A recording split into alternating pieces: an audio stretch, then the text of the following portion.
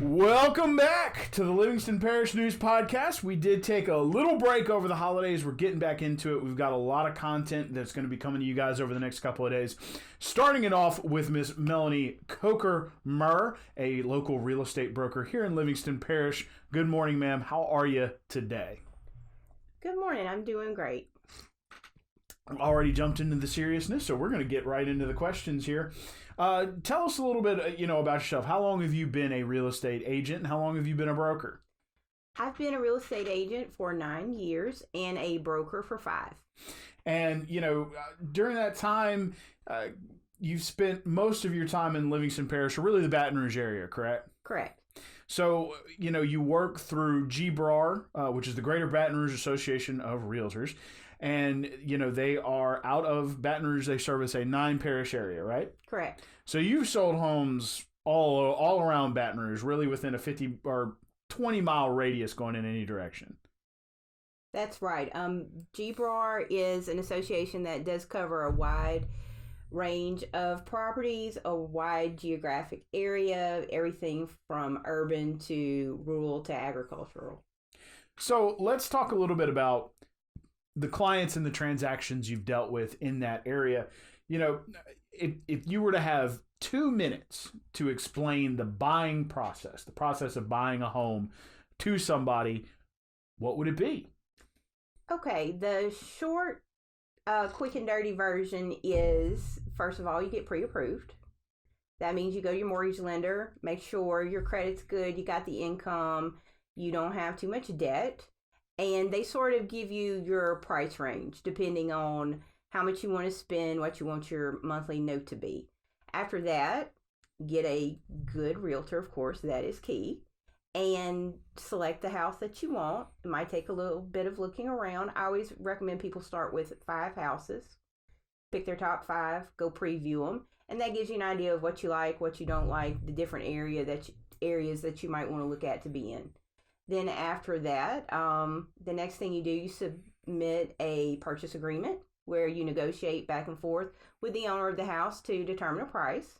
Then you go through what's called an inspection period, where you have anywhere from 10 to 14 days to find out all the information you want to find out about the house.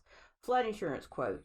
Get a professional inspector to go out and look at the electrical, roof, appliances, AC, heating systems, everything that an inspection covers. Once you get through that process, you negotiate out if there's any repairs.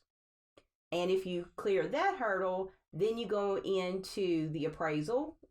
If you're getting a mortgage, that's where the bank sends somebody out to look at the house and make sure that it's worth what you're going to pay for it. And if you clear that next hurdle, then the loan goes to underwriting, where the mortgage people look at it, go through all your information with a fine-tooth comb. This is where you get the jokes about they want, a hair sample and your blood type. They really take a deep dive into your financial health. And if you clear that last hurdle, then you get what is called the clear to close. You sit down at the table, you sign about 300 sheets of paper or so, and you get the keys to your new house. So it seems like it's complicated, but that's part of your job is to run through that. Right, because so many people are just not familiar with the process, and it seems very overwhelming and daunting. So a good realtor is going to help you navigate that and just explain, okay, this is what's happening.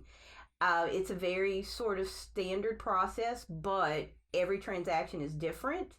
And that's also where an experienced good realtor comes in to navigate those differences and things that might come up during the process.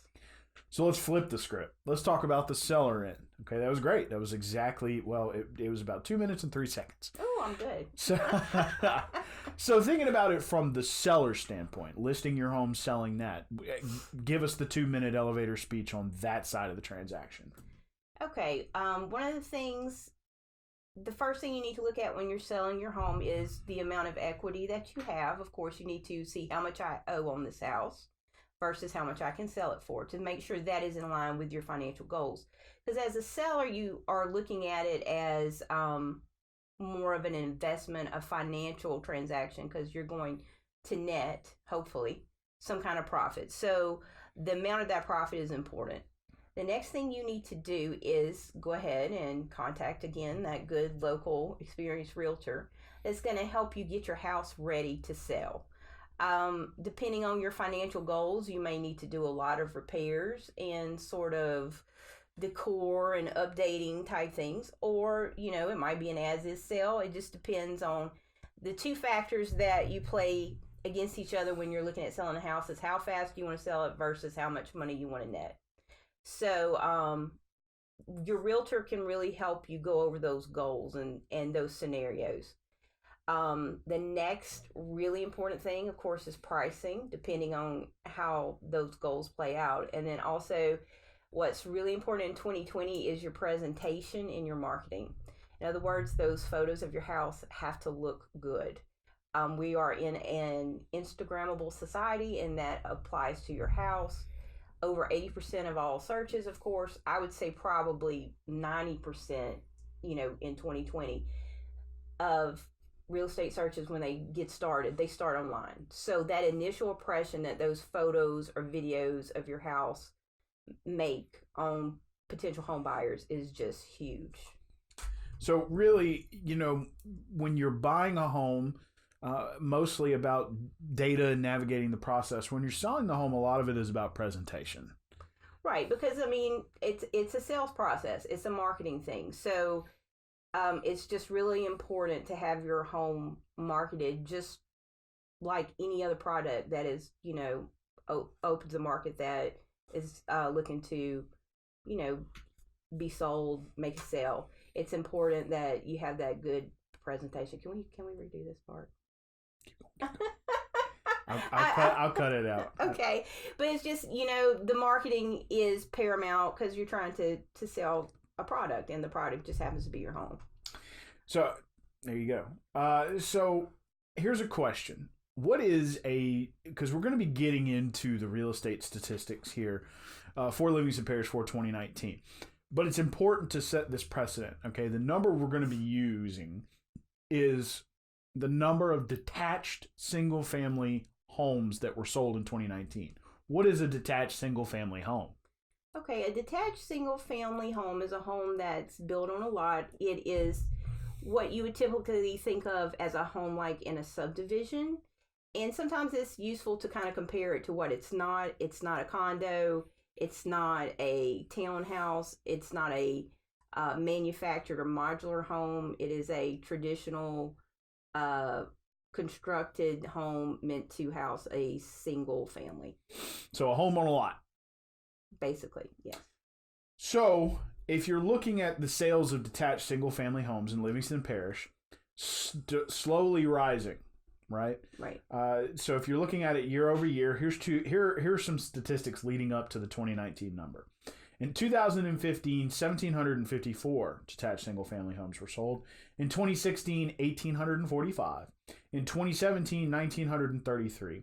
And in 2018, there was a small dip back down to 1,830. However, in 2019, closing out the decade, 2,005 single-family homes were sold in 1 year, and at a average home occupancy of 2.3 people. That's quite a bit. Now, of course, you can't talk about growth because, in terms of general population, some of those people may have moved out of an apartment here into a home, may have just been switching homes. But still, that's a ton of inventory that moved, and we'll talk about those numbers in a minute. But the fact that detached single-family home sales are rising, and the fact that they've risen to such a number, tell us a little bit about your analysis of the market with regard to that. So I think one of the important things it shows is that Livingston Parish is still a really desirable place to live for people in our area. A lot of people in Livingston Parish, especially people in real estate, were really experiencing a lot of anxiety after the flood of 2016 because you don't know how that's going to affect the market. But I think what this shows is that the reasons that people chose Livingston Parish before the flood are still valid. They're looking at affordability. They're looking at school quality, and they're also looking at safety. So that is still the big reason that people move here in 2019 going into 2020. So, talking about those reasons, one of the things that comes up a lot is the flood, but the insurance that's attached to that, and we're going to talk a little bit deeper about that in a minute. But tell us a little bit about kind of leading us into your interactions with flood insurance, especially since 2016. Well, consumers are a lot more conscious of that. That's one of the first questions that they ask. With a lot of people, if a house is in a flood zone or even if it flooded, it's not necessarily a deal breaker for them. They just want to know the degree. They want to know the flood insurance premiums. They want to know the potential for change in the future. So those are questions we get a lot. They are also want to know about what the community is doing, the state government, the local government, even up to the federal level, to prevent something from like this from happening again. So those are the questions that you generally get, especially people who are moving here from outside the area, but are aware of what happened. They want to know, well, is anything being done to prevent this in the future? Well, and of course, the Comeco Diversion Canal finally received funding. That's under construction. Talking about the Darlington Reservoir, so those things do have an effect. So let's take a step back, because we're going to come back to the flood insurance deal in terms of, kind of what we talked about on the morning show. But first, I want to talk about, when you're looking at the reasons that people are still coming here. You have $400 million in 1 year worth of home inventory that's sold. And you're also up over an average home price of $200,000 for a whole year for the first time ever. What sort of signals does that give you about not just why people want to move here, that they're moving here, but where the market's heading? I think the market is going to continue to stay strong. The affordability is a huge draw. I also think you will keep seeing slight increases in prices because it's just, supply and demand. The more people that want to live here, of course, the higher the demand is going to be for the houses. So you might continue to see a gradual uptick in prices as this area continues to be attractive to buyers. And clearly the builders see that. Over the past 2 years, 19 subdivisions have been approved, almost 3,000 total lots. Some of them are already under construction, some aren't. So the homes continue to sell. Usually for a real estate market, and we talked about this on the morning show, it gets hot May through August, and usually after school. And you talked about a couple of reasons why it was different, but it was definitely different this year in Livingston Parish. It actually started in March. So I'm going to read those numbers off real quick. In March, this is all in 2019. March was 163 homes sold, April 164. Then you did get a summer bump. May is 199, June 191, July 212, August 190. But then this was interesting. September 185 and October 184. So it stayed hot really 2 extra months on both sides. So it was almost an 8-month sales cycle in Livingston Parish. Tell us a little bit about why you think that was. Okay, there are several reasons. So I'll start with sort of the early birds around March and April. Generally, the sales cycle in real estate goes that people start thinking about putting their house on the market in the spring because they're thinking, okay, I need to get ready, I need to, clean out my garage and all those kind of things. So sometimes you see those houses that go on the market, say in March and April, they actually go pretty quickly, maybe even sometimes more quickly than the owners anticipated or would like. Because if you put the house on the market at a good price, you market it right in a, obviously desirable sort of quote unquote hot area, like some of the areas of Denham Springs, Walker, Watson, in the wider parish, it might sell pretty quickly. Also because, we have low inventory figures into that in some of those hotter areas. Buyers, when they see the good deal, they see the good house, they're like, I want it now, let's write an offer. So that starts the cycle a little bit earlier when you're in the low inventory hot market. So also on the back end of that, you have people who like to procrastinate and sort of start the process a little bit later. And since it can take anywhere from 30 to 60 days to close, you might have found the house in July, but you're actually closing on it August-ish, even going into September, October, depending on the type of loan you get. So those are kind of just situational, but then there are also sort of some demographic trends that figure into that.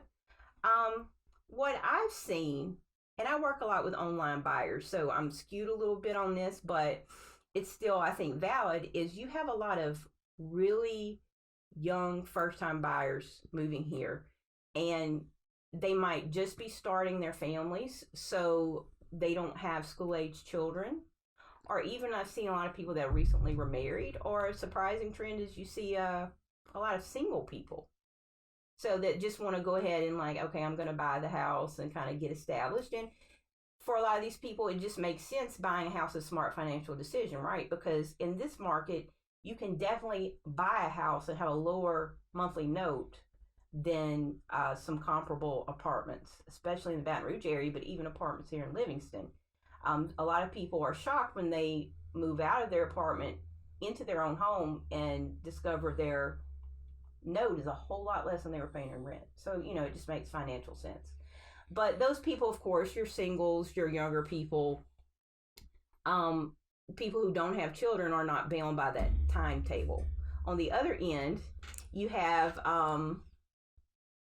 residents who are over 55 retired, which is another huge demographic group in Livingston Parish. And they may be downsizing, they may be, empty nesters selling their home. And again, they're not as bound by that summer break. We need to try to move and get everything done in, June and July. So, what one could infer from that is that Livingston Parish is not only not necessarily a traditional real estate market, but highly desirable across all demographics. Right, because you have the affordability, and then it's attractive if you say you just got married and you want to start a family. You're like, well, this is a good place. I can buy my first home, and then if we want to have these children in the future, then this is a good public school system that we can take advantage of. It's a good community. We feel like it's safe, so it's just a good place to sort of start and launch that family and family life. So. And, just bringing one thing up, and we're going to talk about your brokerages here. And the lead in is you had a guy who said, he worked at a plant, but he was ready to buy a home, kind of ready to, do some kind of home life, maybe attract a wife. I'm not going to give that a phrase or anything. But you did have a client like that, correct? Right. Yeah.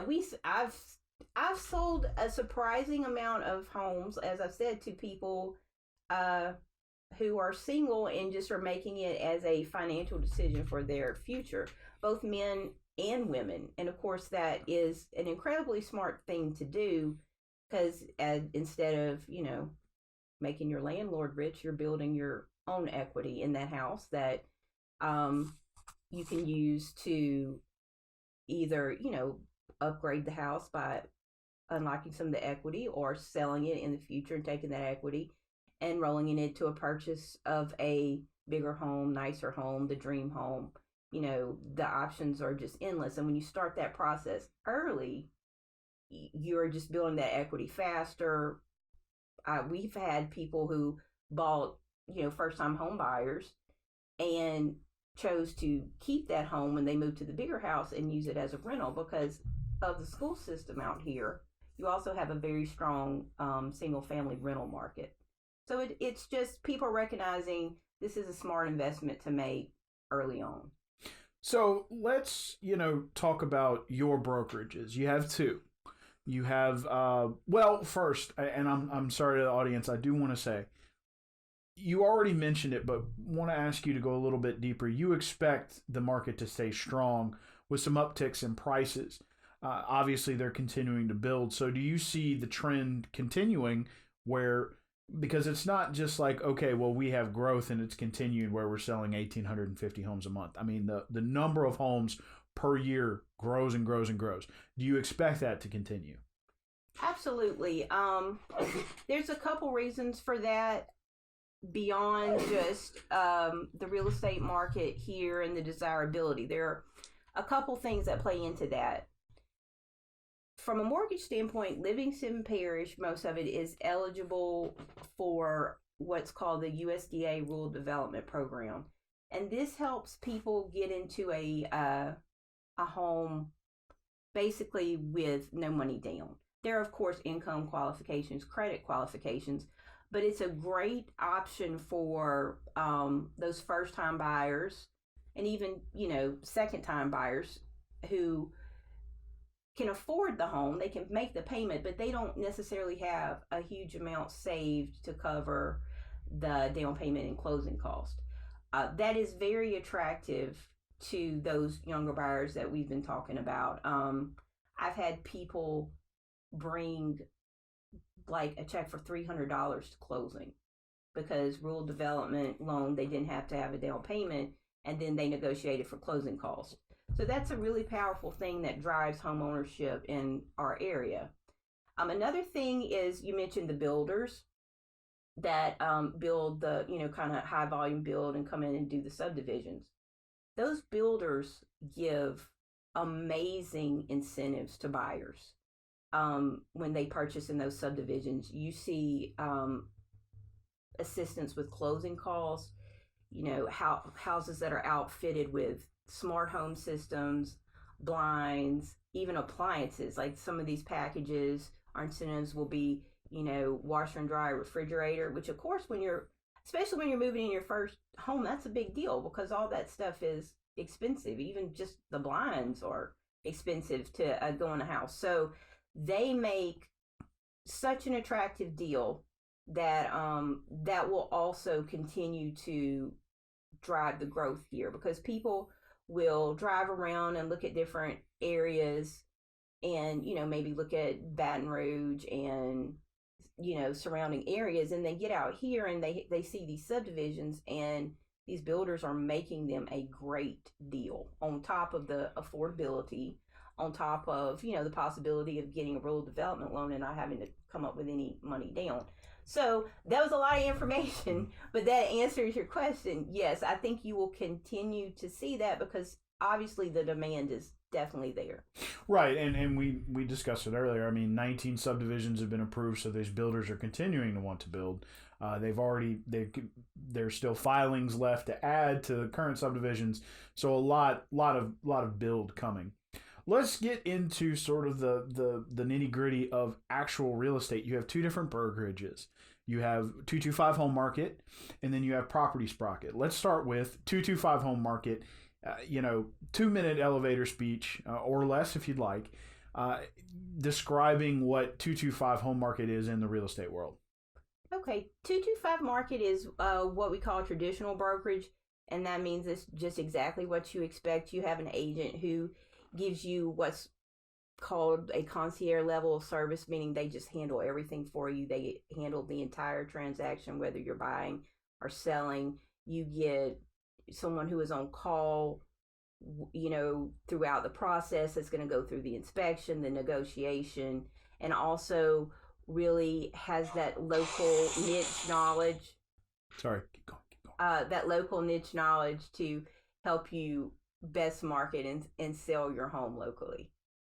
So when you say traditional, talk to us, like, what do you mean by traditional? Is that how most brokerages work? Right. I mean, most people are familiar. You go to buy a house, let's say, and you go to a real estate office, or someone who is a realtor, which is how it usually happens, especially in South Louisiana, right? Because we're all about family and relationship.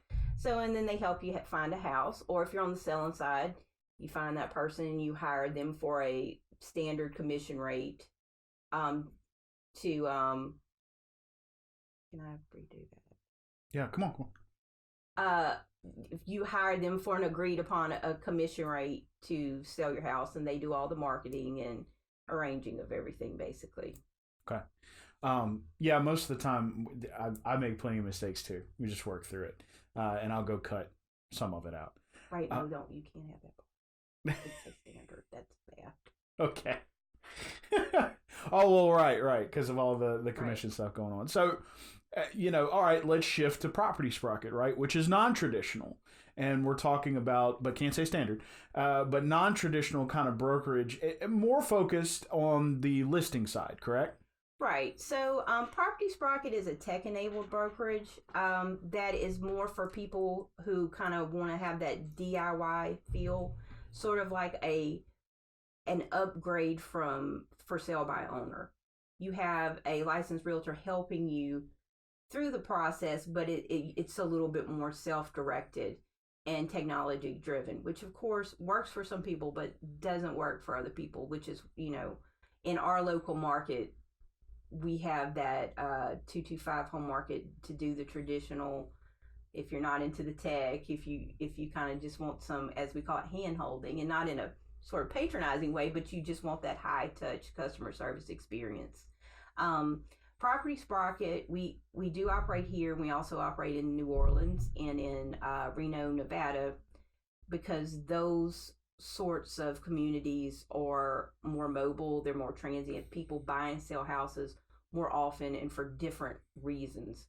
So they are a little bit more in tune to that type of model than maybe locally in Denham. Now, we'll definitely do it that way in Denham if you want, but in Denham, we still sort of see that the consumer wants that traditional high touch experience. Well, and correct me if I'm wrong, but for Property Sprocket, you talked a little bit about having equity, unlocking equity. That's part of the model for Property Sprocket, correct? You're trying to help sellers unlock some of that equity. Right, because of the way it's structured, of course, it doesn't cost as much as the traditional brokerage normally does. So if you need to unlock more of that equity for whatever reason for the next house, or what we see with a lot of people is you don't have that much equity because maybe you're having to sell quickly, like you bought the house maybe 2 years ago and now you get transferred, so you haven't built that equity up, so you don't necessarily have that to go towards the full price, full service marketing.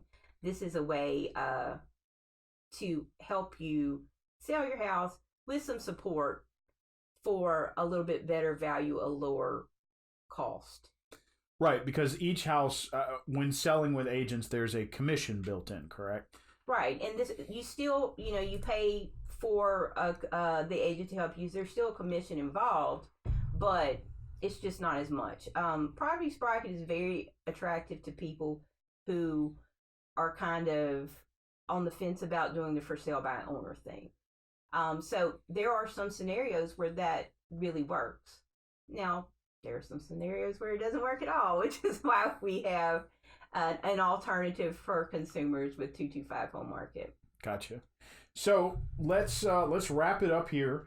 We're going to talk about two things, sort of as a an agent dealing with people selling and buying their home, and then we're going to have you're going to give us a few pieces of advice as we wrap up. But we are going to take a brief break because we get a break in the camera action, and then we will be right back to finish this up. Stay tuned. And we're back, and we are going to wrap things up here after the break. We're going to ask Miss Murr here, broker from Livingston Parish, about a couple of things. First, the top few reasons why, in going through a lot of these real estate transactions, people they're just unsuccessful. This morning you talked about mortgages and flood insurance. So I'd like for a little deeper dive on those kind of things, and maybe if you have a third thing that affects these transactions. But please take it away. Okay, so the three biggest things I would say that sort of submarine real estate transactions in process are, first of all, the inspection. I'll add the third one first. Okay. A lot of times people get out there in their 10-day inspection period. They get the inspector out there and they find out there's a lot more wrong with the house than it initially appeared.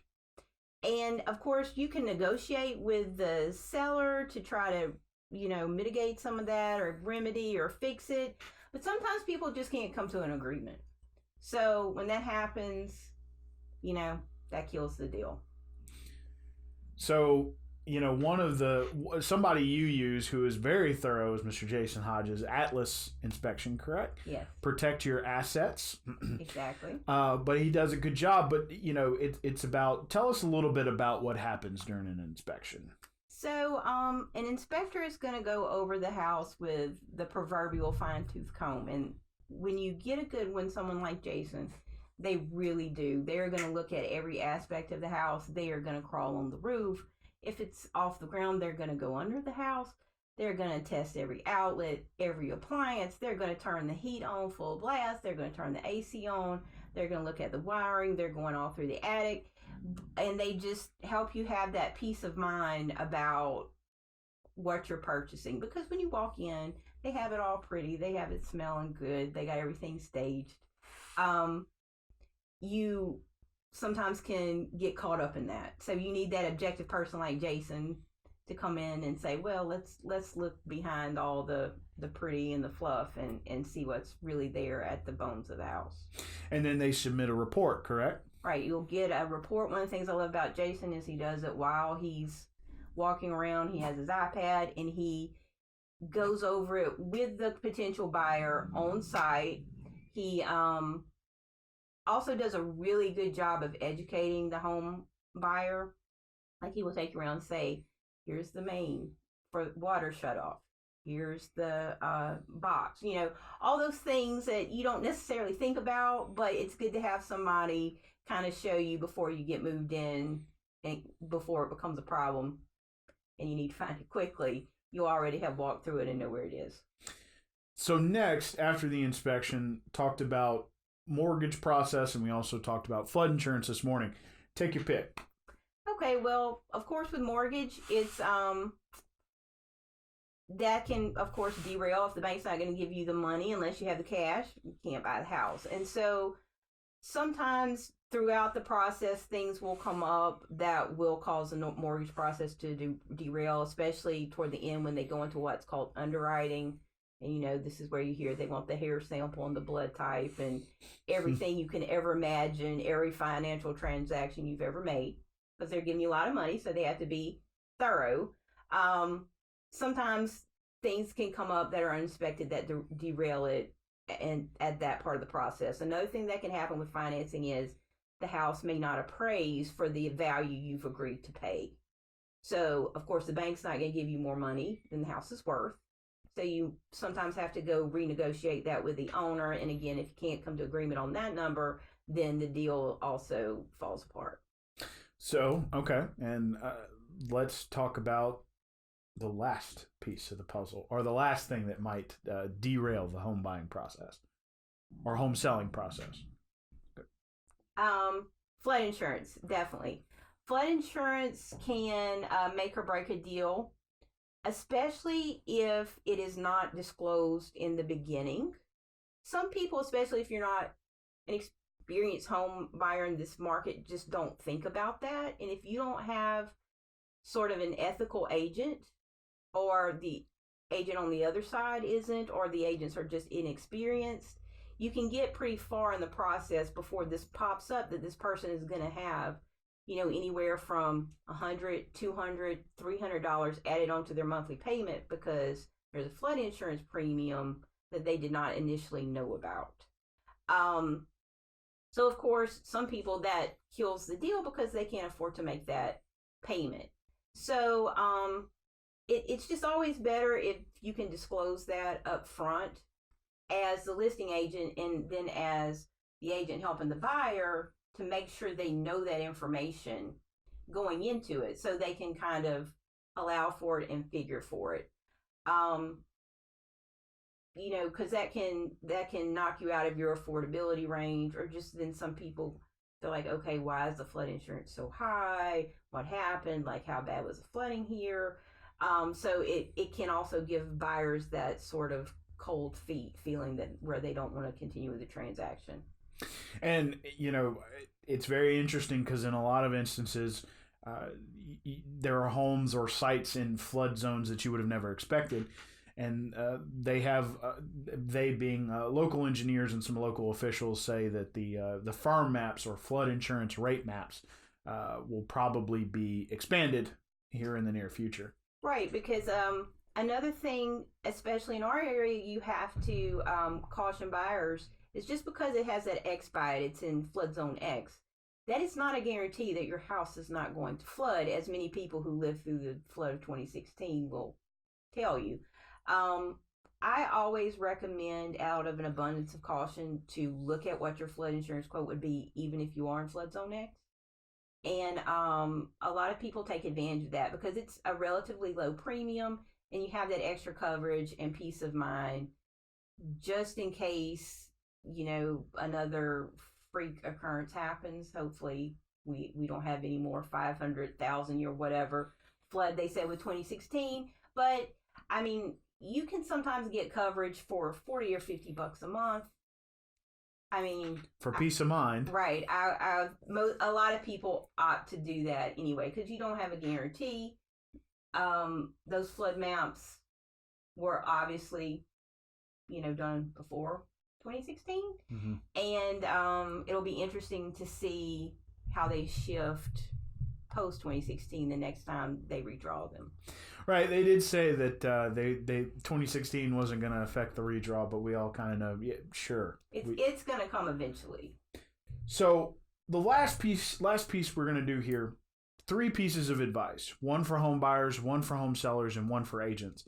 Let's start with home buyers. What's a piece of advice you'd give them?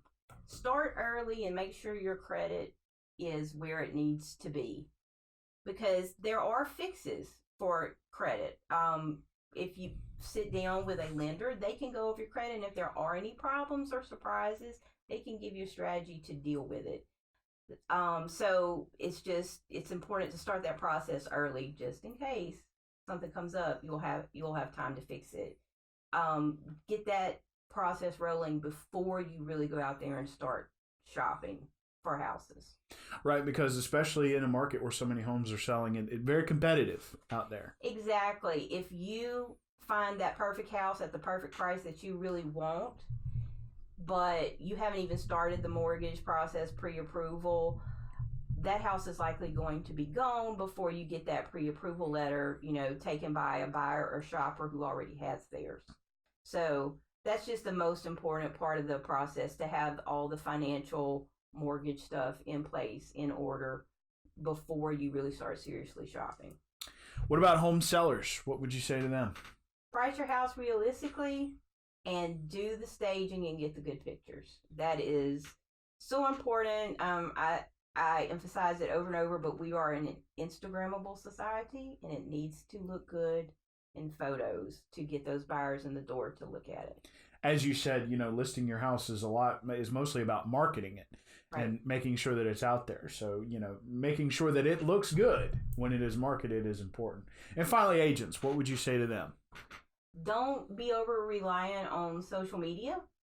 And that's a temptation, and I understand it. I've fell in that trap myself from time to time. But real estate, especially in South Louisiana, is still a relationship business. It's trust. Especially on the listing side, you're paying someone a whole lot of money to help you sell the house. And you need that networking, face-to-face interaction with people to gain that trust. Well, Miss Murr, thank you. Again, Melanie Coker Murr. She is a broker at 225 Home Market, which is more of a traditional brokerage. We talked about that. Also, Property Sprocket, which is more transactional, trying to get on that listing side. We appreciate you joining us this morning. Thank you for that. Thank you for having me. Oh, yeah, absolutely. And we are engaged. I threw it out there, and she's rolling her eyes. Those of you listening, she's rolling her eyes. Those of you watching, you probably saw it. I threw it out there on the morning show, and then we got a pretty good quote to end the show. But again, thank you very much for joining us. We appreciate all the information. Remember, you can check her out. Her businesses are on Facebook. They also have their own website, so please go look at that. It will also be able to give you a little bit more insight onto how each brokerage works. Again, today we were talking about 2,005 homes sold in Livingston Parish in 2019. Ms. Coker Murr believes that that number will continue to increase. It has increased over the past few years. My name is McHugh David, publisher and editor of the news. Appreciate you joining us for the Livingston Parish News Weekly podcast. We're going to have a bunch of them coming out for you over the next couple of days, trying to catch up after the Christmas holiday. Those of you driving around looking to listen to my voice, I don't know why, but I appreciate it. And I appreciate all the listeners and watchers, and I'm sure Miss Coker Murr does as well. We are on Facebook, Twitter, LinkedIn, Instagram, and YouTube. We're once a week in print. We are also online, www.livingstonparishnews.com. Thanks again for joining us. Hope you have a great day, and we will catch you next time.